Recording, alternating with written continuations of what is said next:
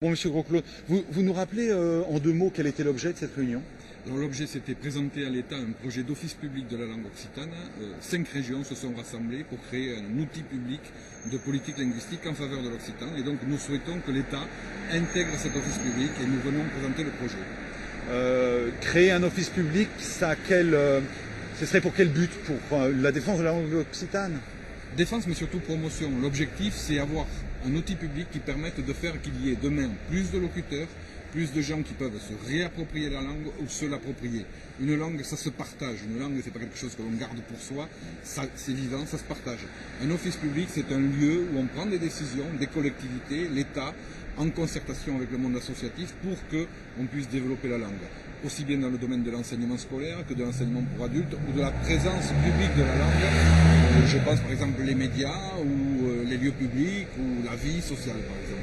Ça veut dire que ça peut aussi bien toucher l'éducation, la scolarité, ça peut toucher également la diffusion de la langue par l'intermédiaire des médias télévisuels. C'est tout ce projet-là que vous voulez monter.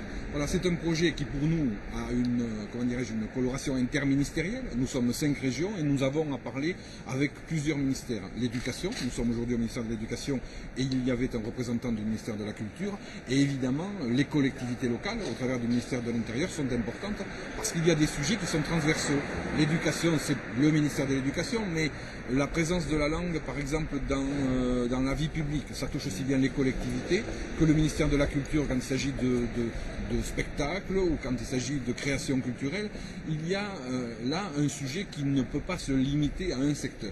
Alors j'imagine qu'on ne vous a pas donné de réponse ferme et définitive, mais vous êtes quand même confiant dans la création de cet office? Alors nous on est confiants parce que nous avons, nous régions, pris la décision avec nos présidents de région qui souhaitent que cet office existe. Nous sommes confiants dans la présence future de l'État parce que visiblement l'État a envie de faire quelque chose en matière de langue régionale. Donc nous lui apportons là la possibilité de faire quelque chose qui est déjà bien travaillé par les régions et par les collectivités. Et nous montrons aussi notre souci à la fois de faire mieux avec des moyens budgétaires qui se réduisent et de travailler en collaboration, parce que quand on mutualise, on fait mieux, on a de bonnes idées quand on les prend chez les autres et qu'ils en ont de meilleures que nous, et on fait mieux parce qu'on fait du travail avec des sommes d'argent qui sont parfois mutualisées, donc qui nous permettent de ne pas trop dépenser ou de ne pas dépenser de façon multiple sur un sujet unique. La prochaine étape, c'est quoi? La prochaine étape pour nous, c'est que l'État nous dise oui, votre projet nous intéresse et nous allons nous employer à ce qu'ils nous le disent.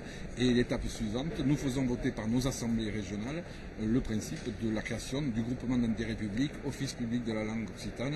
Et à partir de là, on pourra commencer à travailler. Le calendrier, c'est quoi? Le calendrier, pour nous, c'est que l'office public commence à fonctionner après les vacances d'été de 2014. Très bien. Moi, je vous remercie. Merci à vous.